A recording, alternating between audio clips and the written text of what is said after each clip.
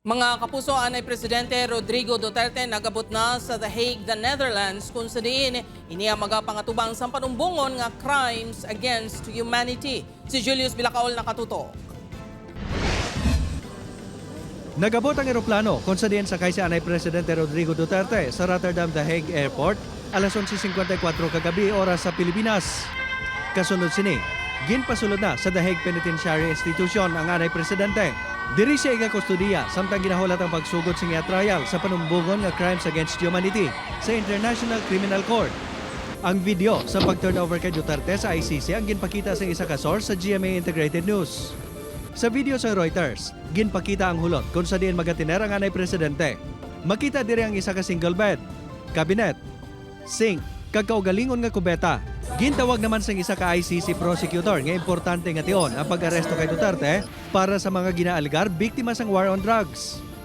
The office has been investigating the situation of the Philippines for some time in relation to the so-called war on drugs. Sa video message nga ginpost sa iya Facebook page, ginpasalig ni Duterte nga iatubangon ang panumbungon. For all of the whatever happened in the past, ako na yung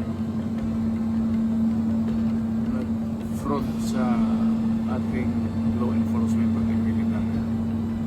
Sinabi ko na I will protect you and I will ako ang managot sa lahat. Ginpahayag sang Philippine Embassy sa The Hague nga ginhatag na sini ang mga kinahanglanaw ni Duterte. Si Vice President Sara Duterte dito naman sa The Netherlands para magpakikita sa iyamay.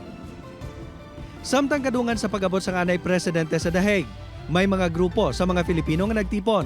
Mayara nga pabor sa ginhimo sang ICC.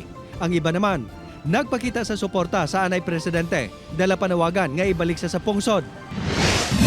Sa Iloilo City, nagtipon sa guwas ang Iloilo Provincial Capital ang pila ka mga supporter ni Duterte kagabi para magpakita sa suporta. Sa Bacolod City naman, may mga pumuluyo nga nagtipon sa atubang sa Bacolod City Government Center kag nagpatigayon sang noise barrage.